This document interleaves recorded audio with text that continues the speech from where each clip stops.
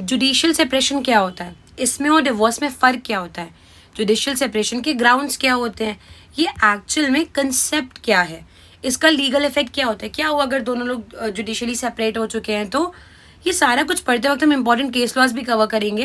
Hello and welcome to the law cube, I am advocate Rebecca. चलिए video को start करते हैं। तो देखो, सबसे पहले हम ये समझेंगे कि जुडिशियल सेपरेशन होता क्या है। तो देखो, ये एक लीगल रेमेडी है ऑब्वियसली, जो स्पाउसेस यानी कि हस्बैंड और वाइफ को अलाउ करती है कि वो अलग रहें, बिना शादी को डिसॉल्व करे। तो मैम इसमें क्या अच्छा है, हस्बैंड वाइफ अलग अलग रह रहे हैं, डिवोर्स भी नहीं हुआ है, नहीं।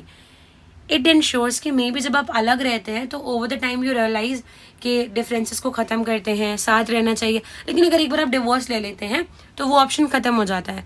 ऑल दो हम हिंदू मैरिज एक्ट पढ़ रहे हैं, हमारे पास सेक्शन है जो री मैरिज की बात करता है, बट ऑफ कोर्स एक बार आप डिवोर्स ले लेते हैं, ऐसा एक्सेप्शनली होता है कि वापस शादी करें। एनीवेज, वेल, फिर ये उनको एक फॉर्मल लीगल सेपरेशन दे देता है। हालांकि मोस्ट इंपॉर्टेंटली आपकी मैरिज इंटैक्ट है, मैरिज अभी भी प्रोटेक्टेड है। अच्छा, तो ये कहाँ दिया गया है, सेक्शन 10 में दिया गया, हिंदू मैरिज एक्ट के। अब समझ लेते हैं, एक लेस सिवियर रेमेडी है, यानी कि डिवोर्स के मुकाबले थोड़ी सी कम सिवियर है। एंड एज आई सेड कि इट गिव्स यू टाइम कि आप रिफ्लेक्ट करिए कि क्या गलत हुआ, क्यों प्रॉब्लम्स आ रही हैं, रिकनसाइल करिए, चीज़ें ठीक कर लीजिए। एंड पॉसिबिलिटी है कि आप चीज़ें ठीक करके साथ रह सकते हैं, रीयूनियन हो सकता है, राइट। लेकिन हमने ग्राउंड्स ऑफ डिवोर्स में ये चीज़ पढ़ रखी है, अगर नहीं होता तो फिर क्या होगा। अगर 1 साल हो गया अलग रहते रहते एंड आप लोगों की भी चीज़ें ठीक नहीं हो रही है, देन गो अहेड, आप डिवोर्स फाइल करिए और फिर फाइनली अलग हो जाइए। बिकॉज कोर्ट आपको परेशान नहीं करना चाहती है, दे जस्ट वांट कि वो सारी पॉसिबल चीज़ें करे जिससे आपकी शादी बच सके। Anyways, grounds for judicial separation क्या है। तो देखो, जिसने भी डिवोर्स वाली वीडियो, वो वाला लेक्चर देख रखा है, तो उसको समझ में आ चुका है ग्राउंड्स ऑफ डिवोर्स क्या है। I have explained each and every word in detail and also इसको याद करने की ट्रिक।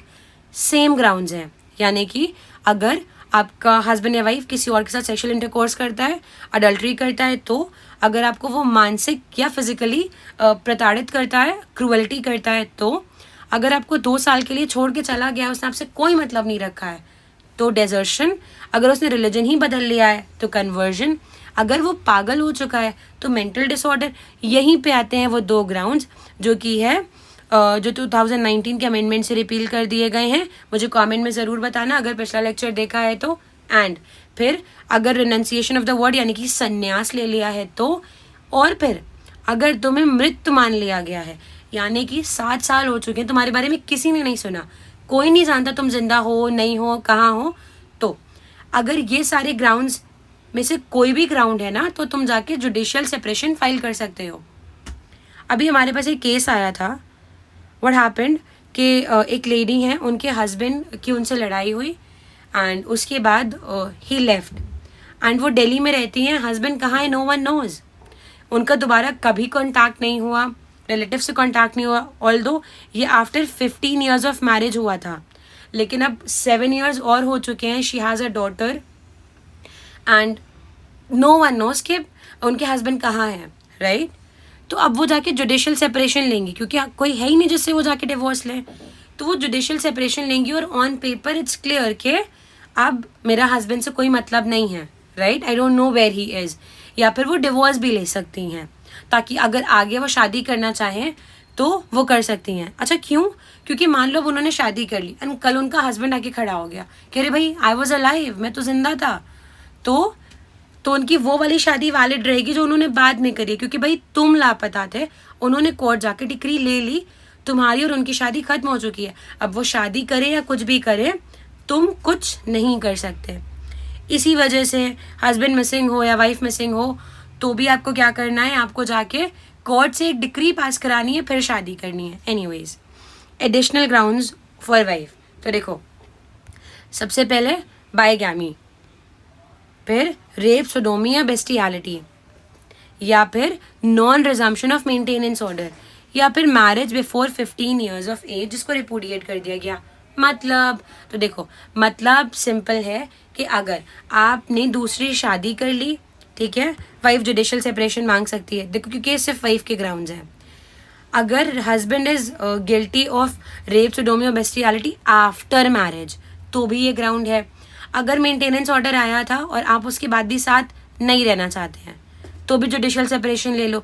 या फिर अगर लड़की की शादी 15 साल की उम्र से पहले हुई थी और उसने इसको रिपोर्टिएट कर दिया है तो भी ये ग्राउंड है जुडिशियल सेपरेशन का।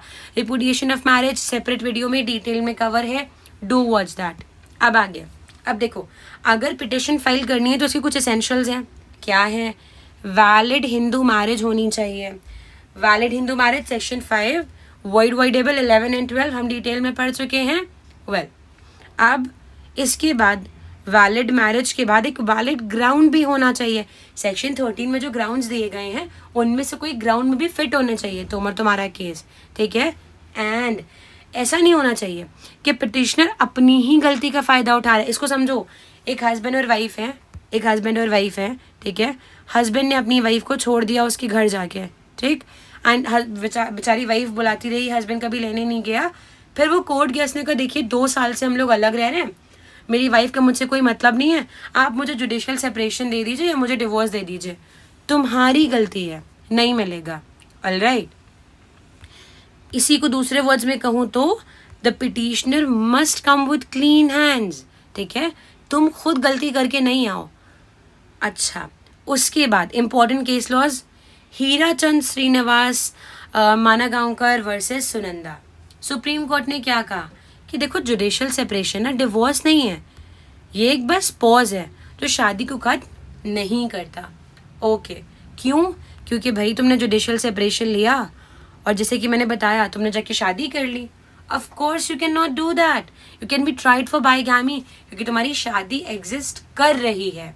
ओके, अगला Snehlata Srivastava versus Mahendra Kumar Srivastava. So Snehlata versus Mahendra भी आप याद रख सकते हैं।